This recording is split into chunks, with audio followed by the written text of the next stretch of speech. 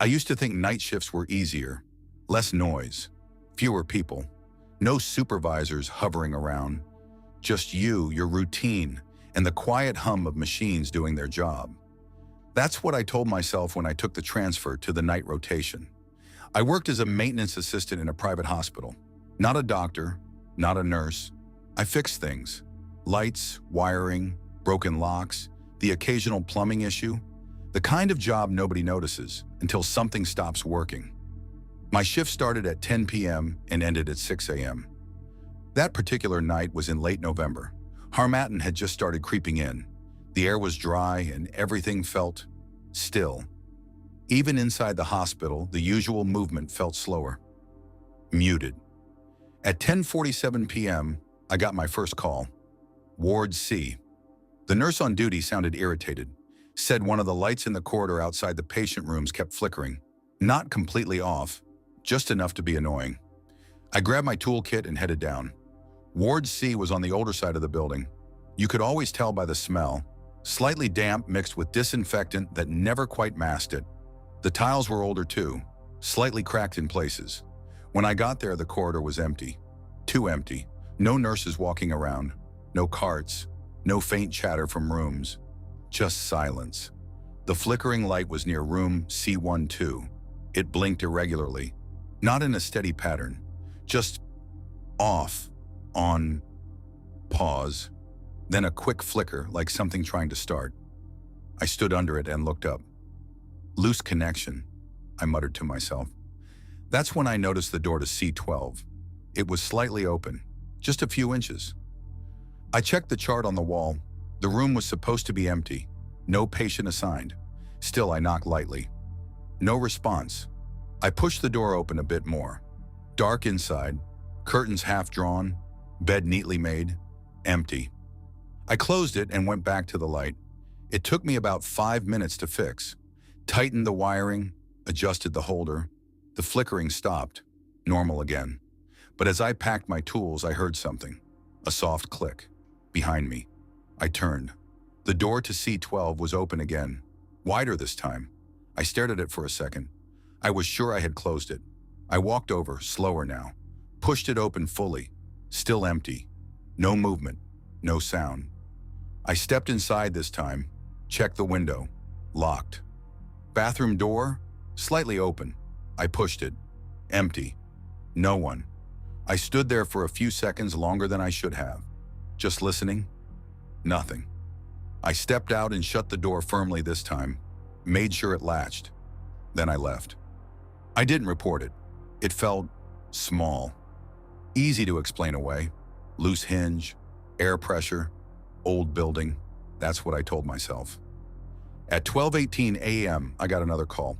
Same ward, different issue. The nurse sounded confused this time. She said one of the patient monitors had turned on by itself in an empty room. I already knew which room she meant before she said it. C12. When I got back, she was waiting outside. "Did you go in there earlier?" she asked. "Yeah, light issue." She frowned. "I locked that room at 11. I didn't say anything. She opened the door with a key. The monitor was on. Not just on, flatline display, a continuous tone, like it was connected to someone, but there was no one. She walked in first and turned it off quickly. "That's weird," she said, more to herself than me. I checked the machine. No fault, no loose wires, nothing wrong. "Probably a glitch," I said. She didn't respond. As we stepped out, she locked the door again. This time I heard the click clearly, metal on metal, secure. I left again. Around 2:03 a.m., things changed. I was in the maintenance room, filling out a log, when the power dipped. Not fully off, just a brief drop. Lights flickered, then stabilized. That happens sometimes. The backup systems always kicked in, but a few seconds later, my radio crackled. Static. Then a voice. Not clear, not a proper call. Just breathing. Soft. Close. Like someone holding the radio too near their mouth. I picked it up. "Hello? Who's this?" No response, just breathing. Then it stopped. Silence. I checked the channel. It was the internal line. Only staff used it. I tried to shake it off. At 2:27 a.m., I got called again. Ward C, this time urgent. When I got there, 2 nurses were outside C12. The door was open. Wide open. "How?" I asked before I could stop myself. "We don't know," one of them said. "We heard something inside." "What kind of something?" She hesitated. "Like movement. Metal." I stepped forward. I don't know why I volunteered. Maybe because it was my job. Maybe because I didn't want to look scared. I walked into the room.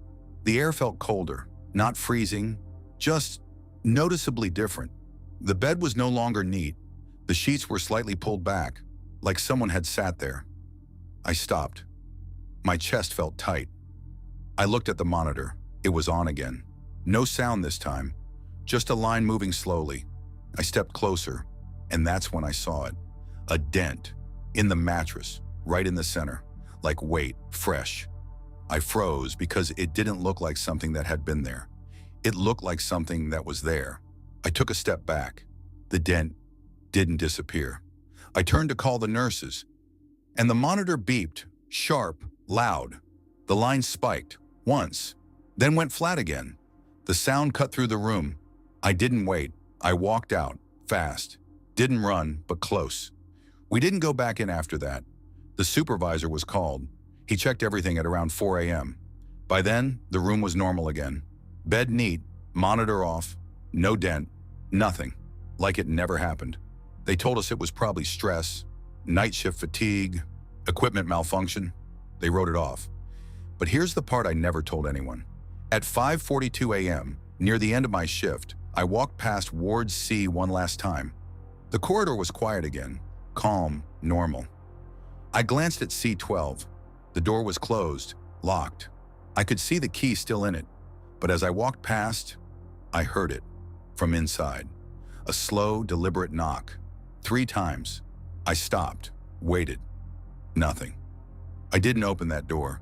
I just kept walking, and I never picked another night shift again.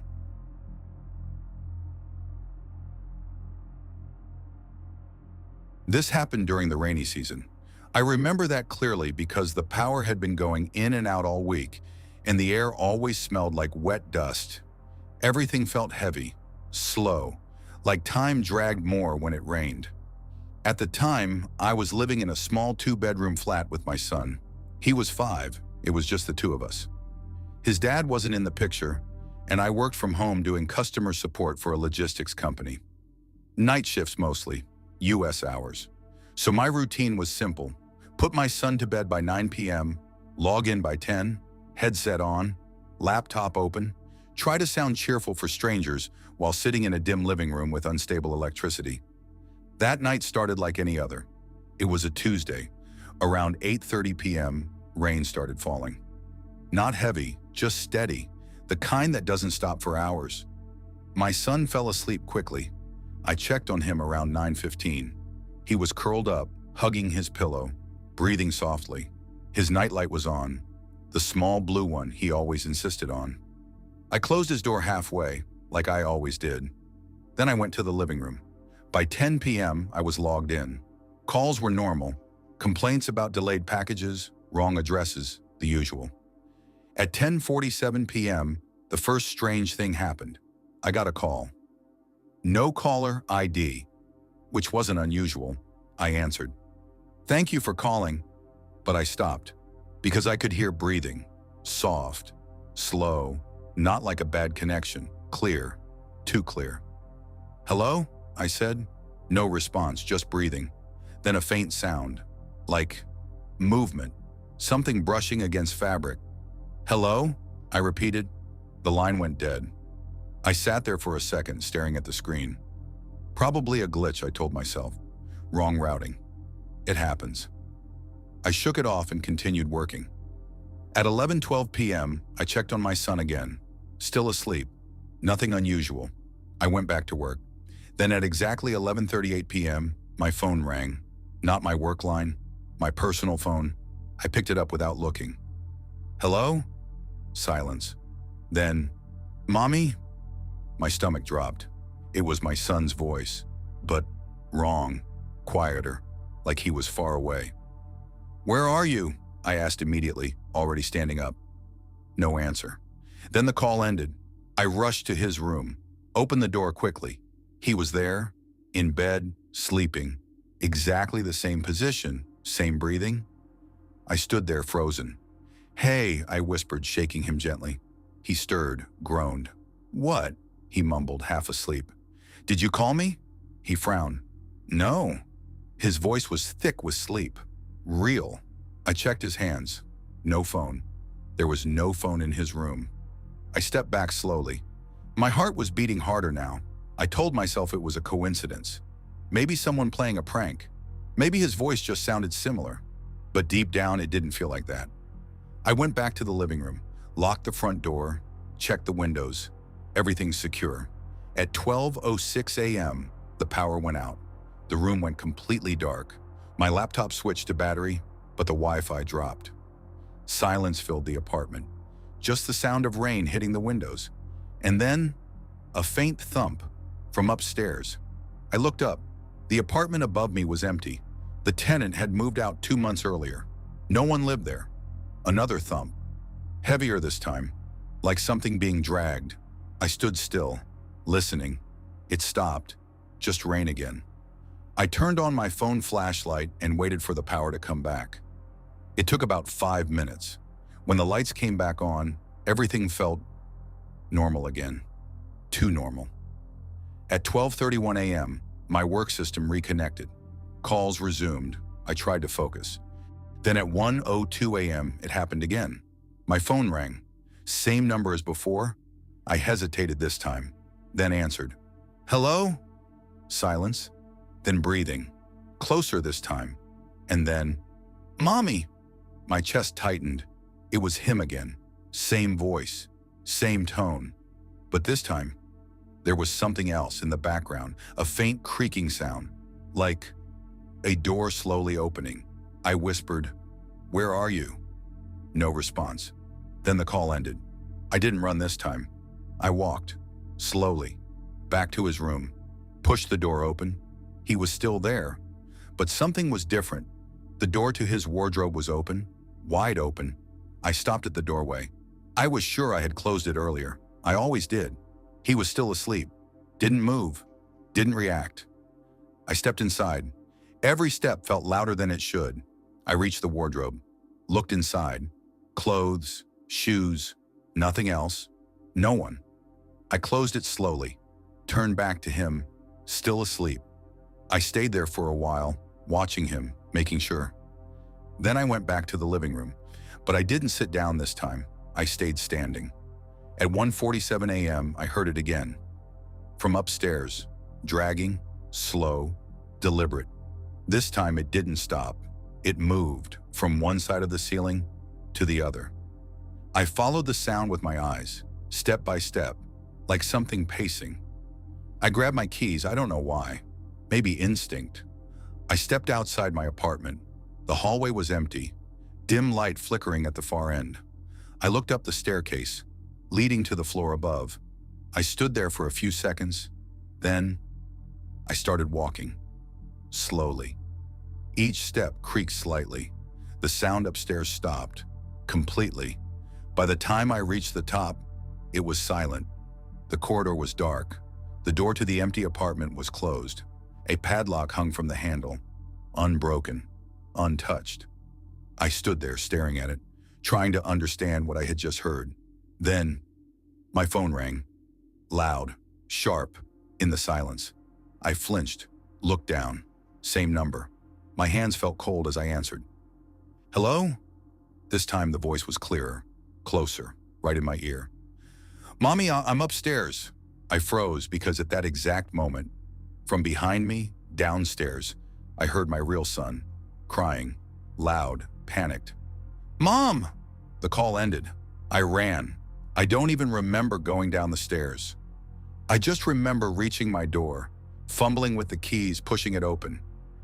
He was standing in the hallway, crying, shaking. "What happened?" I asked, kneeling down. He clung to me. "There was someone in my room," he said. My heart stopped. "What do you mean?" He pointed behind him. "The wardrobe. It was open." And I heard you calling me, but you weren't there."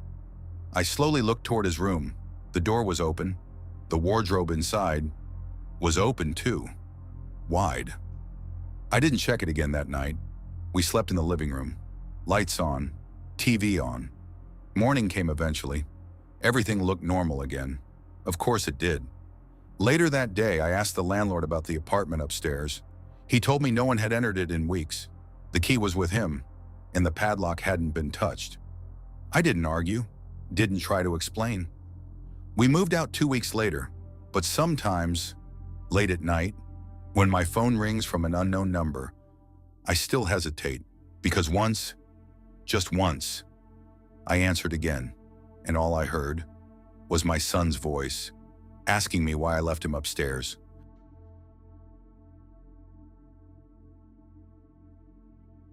This happened during exam season, second semester. Late May, the kind of heat that made classrooms feel like ovens, even with all the windows open. Everyone was stressed, tired, just trying to finish and go home. I was in my second year at the time, civil engineering. Most days I stayed back late to study, not because I was disciplined, just because my hostel was too loud. Music, generators, people moving around. It was impossible to focus. So I found a routine. There was a classroom at the far end of the old academic block, barely used. No one liked going there because it was isolated and the lights were unreliable. That's exactly why I liked it. Quiet, no distractions. I usually got there around 7:30 p.m., right after evening prep. Stayed till maybe 10 or 10:30. That night, I got there a bit later, 8:12 p.m. I remember checking my phone as I walked in. The hallway was empty, not unusual. Most students stayed in the main blocks, where there was better lighting and security. This corridor was different. Long, narrow, 6 classrooms on one side, windows on the other, but most of them were covered with dust or partially broken blinds. The classroom I used was the last one, room 1.16, the very end. I unlocked it and stepped inside. Same as always, rows of old wooden desks, whiteboard at the front, a ceiling fan that worked. Sometimes. I dropped my bag, sat near the middle, and started reading. For about 30 minutes, everything was normal. Just the sound of pages turning, occasional distant noise from somewhere outside. Then at 8:47 p.m., I heard something, a chair scraping. I paused, looked up. The sound came from outside, in the corridor. I frowned. Maybe another student came in, I thought. Didn't think much of it. Then it happened again. Closer this time. A slow drag, like someone pulling a chair across the floor. I stood up and walked to the door, opened it slightly. The corridor was empty, completely. No movement, no one. I stepped out, looked both ways. Nothing. I stood there for a few seconds, listening. Silence. Then I noticed something small. The door to room 1.14, 2 doors before mine, was slightly open, just a little. I was sure it had been closed when I walked in earlier. I stared at it, thinking. Then I shook my head, probably security or another student. I went back into my room and closed the door, but this time I didn't fully relax. I kept listening. At 9:03 p.m., I heard footsteps. Clear, slow, coming from the far end of the corridor. Not running, not hurried, just steady. Step, pause, step, pause. I stopped writing, held my breath. The footsteps got closer, and then they stopped. Right outside my door. I didn't move, didn't even breathe properly. I waited for a knock, or a voice. Nothing, just silence. After maybe 20 seconds, I forced myself to move. Walked slowly to the door, opened it quickly. No one. But this time something had changed. All the classroom doors along the corridor were slightly open, every single one. My chest tightened. That wasn't how it was before. I knew that. I stood there trying to process it. Then, a sound behind me, inside my classroom. I turned immediately. One of the chairs in the back row was moving, not fast, not dramatic, just shifting slightly, like it had just been touched. I stepped back into the room. "Hello?" I called out. No answer. I walked toward the chair. Each step felt heavier. When I reached it, I stopped. The chair was still, perfectly still. I looked around. Nothing. No one. I checked under the desks. Empty. I straightened up slowly, and that's when I noticed the board at the front of the class. There was something written on it. I froze because I hadn't written anything, and I was sure it had been cleaned before. 3 words. Rough. Uneven. Like someone wrote in a hurry. Don't turn around. My stomach dropped. Slowly. Very slowly. I felt something shift behind me. A presence. Close. Too close. Like someone standing just inches away. I didn't move. My hands felt cold. My heartbeat was loud in my ears. I wanted to turn. Every instinct told me to. But the message, I don't know why. I listened. I kept my eyes on the board. Seconds passed, or maybe minutes. It felt stretched, wrong. Then, a breath, right behind my neck. Warm, slow, deliberate. I shut my eyes, tried not to react. Then it stopped, just like that. Gone. The air felt normal again. The pressure lifted. I waited a few more seconds before moving. Then I grabbed my bag and walked, not running, just walking. Straight to the door, out into the corridor. Every classroom door was still open, but now they were wider, like something had pushed them further. I didn't look inside any of them. I just walked, fast now, toward the exit. My footsteps echoed, too loud. Halfway down the corridor, I heard it, behind me. Footsteps, matching mine, same pace, same rhythm. I stopped. They stopped. I started walking again. They followed. I didn't turn. I couldn't. I reached the end of the hallway, pushed the exit door open, stepped outside into the night air, and the sound stopped, immediately, like it never existed. I didn't go back that night, or any night after. The next day, I returned during the afternoon, around 2 p.m., bright, busy, normal, students everywhere. I walked back to that corridor, heart still uneasy. Everything looked fine. All the classroom doors were closed. I opened mine. Room 1.16, same as always. Desks arranged, nothing out of place. I looked at the board. Clean, no writing. I let out a breath I didn't realize I was holding. Then I noticed something on my desk. A small piece of paper. Folded. I didn't remember leaving anything there. I picked it up, opened it. 3 words, written in the same rough, uneven style. I told you. I dropped it immediately, looked around. People were passing outside, talking, laughing, normal. But something didn't feel normal anymore. I left that building, and I never studied there again. A few weeks later after exams, I mentioned it casually to a course mate. He looked at me strangely, then asked me a question I still think about. Wait, you said room 1.16? I nodded. He hesitated, then said, that room was locked last semester. I frowned. No, I used it almost every night. He shook his head slowly. No, I mean officially locked after a complaint. What complaint? He looked around before answering, then lowered his voice. Someone said they kept hearing movement in there at night, even when no one was inside. I didn't say anything, because I already knew something about that room didn't make sense. What I didn't tell him was that sometimes, even now, when I'm studying late, I still feel that same thing, that quiet moment, where it suddenly feels like I shouldn't turn around.